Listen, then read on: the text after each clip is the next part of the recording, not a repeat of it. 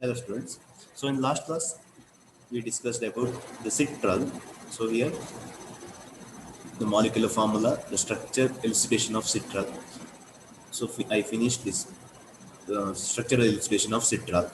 So here next we have another one, structural elucidation. So there is the gerinol.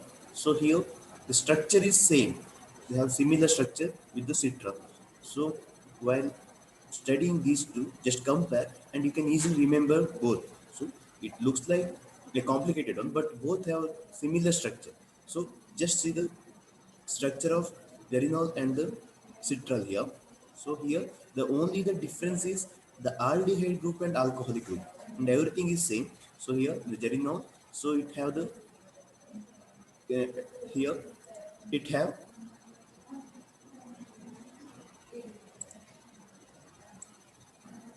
the CH2OH, that is alcoholic group, but here we have the aldehyde group. So only this is the difference between citral and gerinol. So here you can easily remember these two, and it is also very important for 4 marks. So structural elucidation of gerinol is also important, and citral also important. Citral we are discussed. So don't confuse here gerinol with the alcoholic group, citral with the CHO, this is aldehyde group. So you can easily remember these two. Okay, and here I'll start with the structural elucidation of gerinol. So here the first one, same in both the cases, is a molecular formula. So here the by elemental analysis and molecular weight determination method, the molecular formula of gerinol is C10H18O. That means in the beginning we are identifying the molecular formula. That means not the structure. Here how many carbons are there, how many hydrogens are there, so we can easily identify by the structural or a molecular weight method. So we can determine the total molecule or a atom present in a molecule. So here 10 carbon, 18 hydrogen, and then 1 oxygen. So this is what we can understand from the molecular weight. And then here presence of two carbon-carbon double bonds. So that means in the citral also we have the carbon-carbon double bond. So presence of carbon-carbon double bond is common in both the cases, and also then in the carbon skeleton here we are identified. So the skeleton of the carbon in the case of citral, and then presence of oxo group. That means in both the cases there is a oxygen group, and then presence of two carbon-carbon double bonds. So same thing here in the case of this is in the case of citral. So here one molecule which reacts with the two bromine molecule.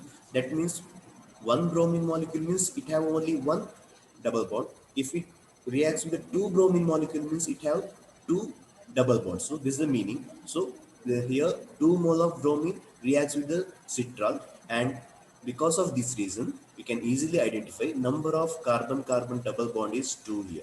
So this is the way to identify the numbers of double bonds.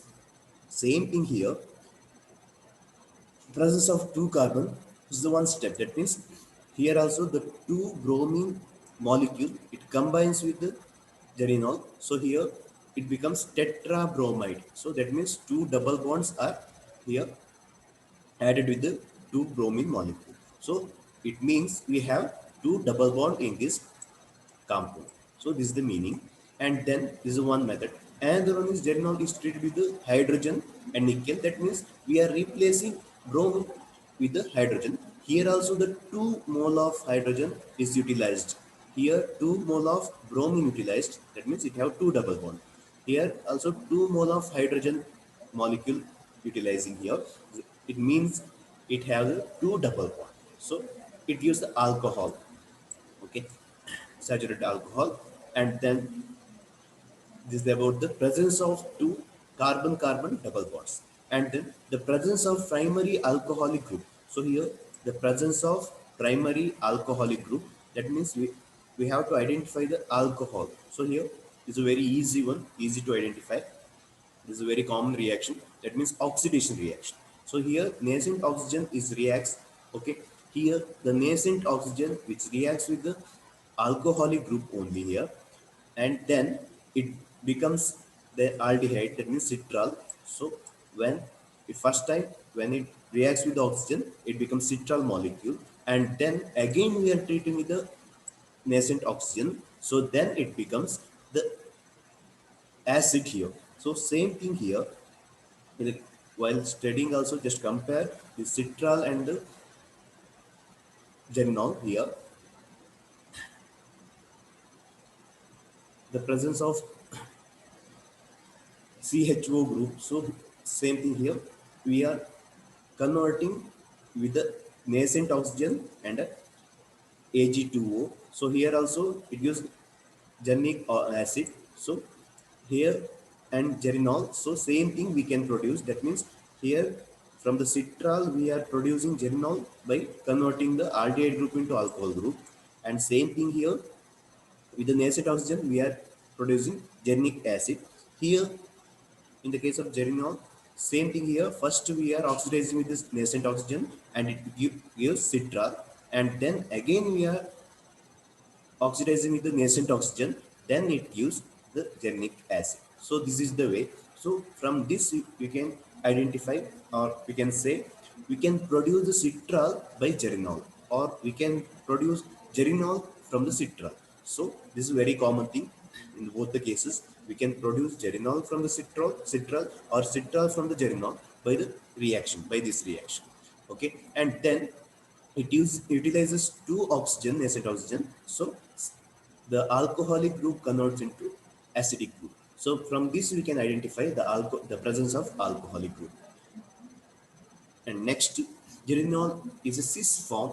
So here the gerinol normally it is in the two forms. One is cis form and another one is trans form. So in the first case, here in the first case it is a cis form, normally it is called gerinol, and if it is in the trans form then it is called nerol. So what is the difference between nerol and the gerinol? So just see the cis and trans form. What is cis and trans form, you know. Here the CH2OH alcoholic group and the CH3 group, this is the CH3 group, they are the higher carbon. So similar groups, higher carbon groups, they are present at the same site. So here it is present at the same site, and then here the heavier carbon groups, they are present opposite side. So opposite side here, just observe opposite side here and here. So if the same side, then it is called cis. If they are present in the opposite side, then it is called trans. Cis and trans. Now it's very simple. In the cis form, what happens? The gerinol, which gives the cyclic structure. That means here there is no cyclic ring, but after the reaction with the H plus, it gives a cyclic structure. Okay, and same thing here also in the transforms also, it gives the same cyclic structure. But how can we find out it is cis or trans? Because here the in the case of nerol, the similar groups or this carbon group here. So that means for this pi bond, so here it's here. When H plus is added, the reaction takes place very fast. So the reaction, this reaction is very fast, but this reaction is very slow. Why it is slow? Because the attaching carbon group is far away from this pi bond. So here it is very near to this pi bond. So what happens? This, because of this near or attached, it can easily attach to this pi bond by small that means H plus. When H plus is introduced, then it can easily give this reaction. It's very fast reaction, but this reaction is slow compared to this one. Is 9 times slower compared to this one. Why? Because the distance between CH2OH group and this double bond. So this is the reason we can say the gerinol is cis form, because this reaction is very fast, and nerol is a trans form, and sorry, gerinol is a cis form because the reaction is very slow here, and nerol is a trans form. So here the reaction is very fast. From this, the rate of the reaction, we can easily identify the cis and trans form of gerinol and nerol. So, and everything is same structural formula, but only difference in the geometry. So this is the difference here. And then structure of gerinol derived from that one citral. So that means while comparing the citral and gerinol, the difference is only one difference. There is a alcoholic group present in gerinol and CHO aldehyde group present in the citral. So this is the only difference between gerinol and citral. So here the structural elucidation of gerinol is finished here.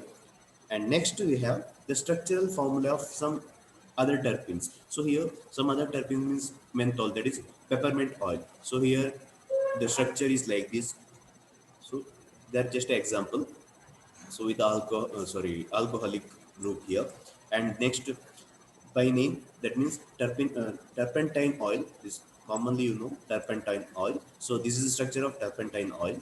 And then camphor oil is also we have comes under the terpenes. So these all are gives the fragrance. That means, for example, menthol fragrance, and turpentine fragrance, and camphor fragrance. So these all are comes under the terpenes. They are in the oil form. So here we are finished with the terpenes. So it's a very small chapter, and here you have the very important two questions. There's one is structural elucidation of gerinol, and similarly the structural elucidation of citral. So it is a very important 3 and 4 mark question. And then adsorption. So method of isolation is also very important, 4 marks question. And then the structure, this classification, this is important, but compared to the other 3 questions, that means structural elucidation and isolation is very important. And here also the structure of, so for example, basil oil, they ask the structure for 2 marks, like this they ask in exam, but very important is structural elucidation. And here we have finished the terpenes here. So just go through the video, and if you have any doubt, just ask. And here I'll stop. Thank you.